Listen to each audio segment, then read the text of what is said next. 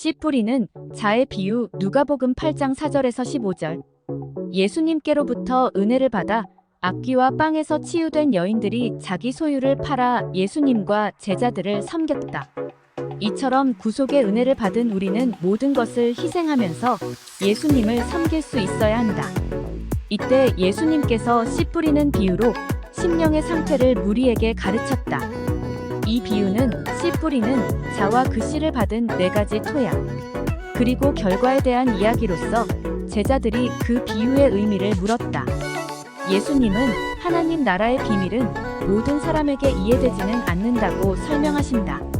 그러나 제자들은 믿고 순종하는 마음이 있는 까닭에 그리스도의 가르침을 깨닫는 능력을 부여받게 될 것이다. 예수님은 씨는 하나님의 말씀 즉 하나님의 진리요 가르침이라고 설명한다.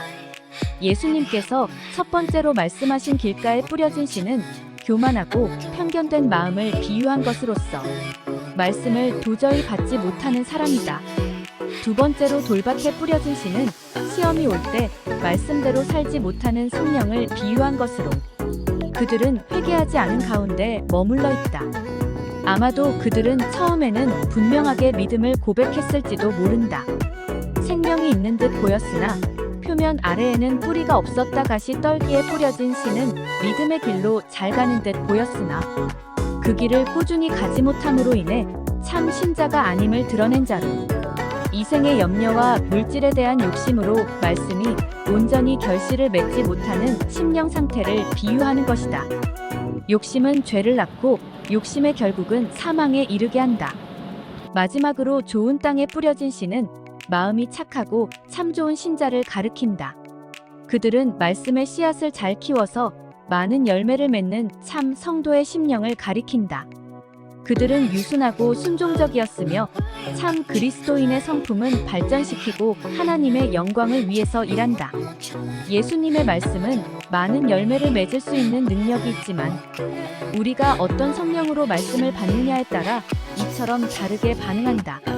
등불은 등경 위에 누가복음 8장 16절에서 18절. 사람들이 등불을 켜서 그릇으로 덮거나 형상 아래 두지 아니하고 등경 위에 두는 이유는 들어가는 자들로 그 빛을 보게 하기 위함이다. 따라서 등불을 침상 아래 두거나 어떤 기구 아래 두지 않는다는 것은 어둠을 쫓아내고 빛을 발하는 등불의 소임을 다하게 한다는 의미이다. 예수님께서 이러한 등불을 비유로 말씀하심은 믿는 자들도 이 등불처럼 자신들의 빛을 발해야만 한다는 사실을 나타내기 위함이다.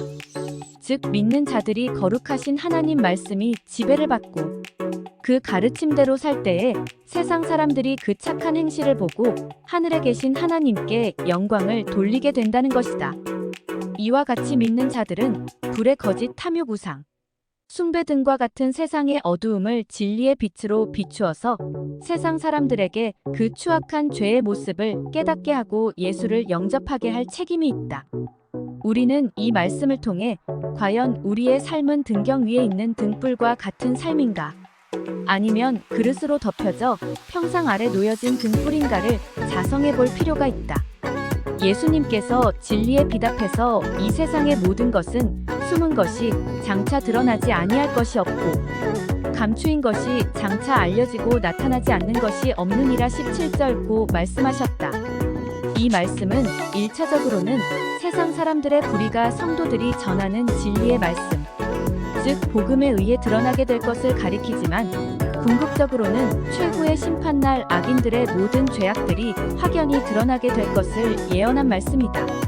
이처럼 이 세상 사람들은 자신들의 악한 생각, 계획, 말과 행동 등이 하나님 앞에 숨겨질 수 있다고 생각하고 무분별하게 죄악들을 행하지만 하나님께서는 이들의 모든 죄악들을 책들에 기록하시고 그들의 숨겨진 죄악들을 드러내시며 그들의 행위대로 심판하실 것이다. 그러므로 우리는 인생을 감찰하시는 하나님을 의식하면서 삶과 행동을 조심하며 빛된 성도의 직분을 성실히 감당해야 한다.